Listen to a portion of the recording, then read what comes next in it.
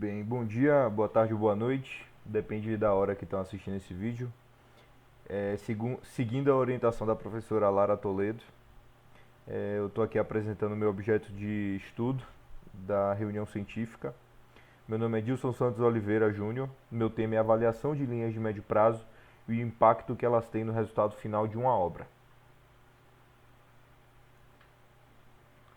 Obras de engenharia conseguem impactar a sociedade em diferentes formas e diferentes escalas. Uma construção pequena de interior pode empregar por volta de 50 funcionários, movimentar quantias de dinheiro consideráveis, totalizando mais de 250 pessoas impactadas direta e indiretamente, desconsiderando fornecedores de materiais, transportes e serviços. Quando consideramos obras de grande escala, pode-se mudar o destino de cidades, até de toda uma região. Com isso, a importância do planejamento eficaz, consciente e enxuto vem à tona. O bom uso do dinheiro e do tempo são qualidades em um engenheiro tão importantes quanto a sabedoria técnica e calculista que ele possa vir ter. Um orçamento que desvie em 1% do programado, para leigos pode parecer pouco, mas em uma obra como a futura ponte Salvador-Itaparica, que tem custo avaliado em 5,3 bilhões de reais, 1% significa um acréscimo de 53 milhões de reais. Como referência, o Hospital do Subúrbio em Salvador custou 60 milhões de reais. Com isso, o planejamento e o controle da produção tem chamado a atenção de líderes empresariais e governantes do mundo todo, uma vez que há constante escassez de recursos e grandes flutuações da economia de mercado. Segundo Maurício Bernardes, o planejamento e controle da produção cumprem um papel fundamental para que seja alcançado com êxito na coordenação entre as várias entidades participantes de um empreendimento. O desafio dessa monografia é entender em sua totalidade o impacto de situações que atrasam a programação de uma construção, levando em consideração as linhas de médio prazo. Por isso, o problema de pesquisa foi como mapear situações que podem atrasar a obra, contorná-las e manter-se no tempo e custo programado. Tais situações são chamadas de restrições, que podem ser pequenas, como um atraso no transporte de um material até o seu local devido, como podem ser gigantescas, como uma chuva histórica, e que colocam o empreendimento em uma situação grave de atrasos.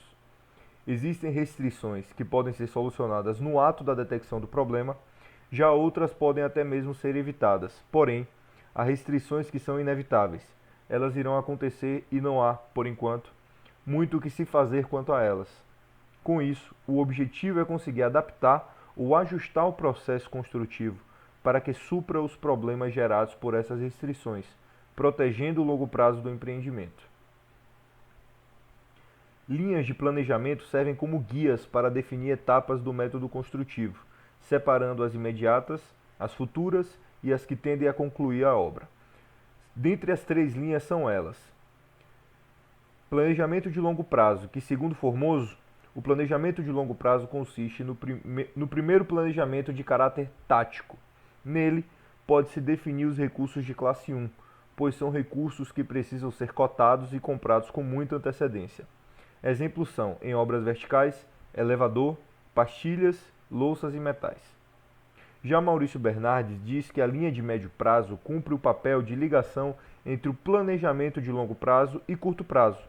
Nessa linha, consegue-se observar a importância da coleta de informações, na análise de fluxos e na programação de recursos de classe.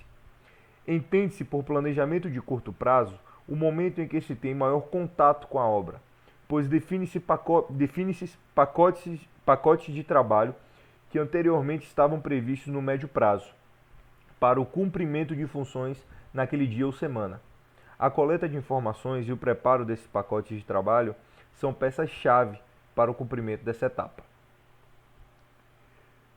Como objetivo de estudo, pode-se concluir que o médio prazo tem, dentro dele, partes fundamentais de ambas as linhas. Por menores, o médio prazo acaba sendo a linha que controla o destino da obra, pois é nela que os processos fundamentais irão acontecer. É no médio prazo que se definem os recursos de classe 2 e 3, recursos estes que têm menor tempo para serem adquiridos, fazendo com que a organização de cotação e pedido seja precisa. Também nele temos toda a parte de aluguel de equipamentos, sua previsão, cotação e disponibilidade no canteiro da obra. Todos esses pontos são importantes e podem gerar atrasos e aumento de custos, caso sejam mal executados.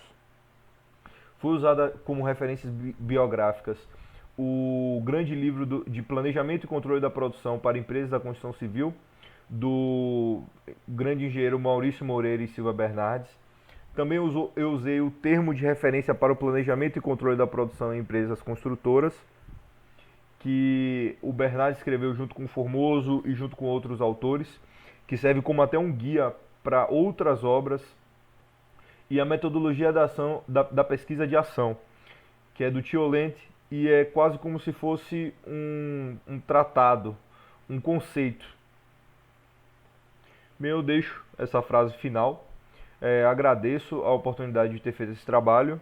Eu peço desculpas se o meu estilo de gravação ou se minha gravação não ficou muito boa. Eu não estou muito acostumado com isso, tive que vencer um pouco da vergonha, não tenho jeito de fazer vídeo, mas eu agradeço muito a oportunidade e é isso. Muito obrigado.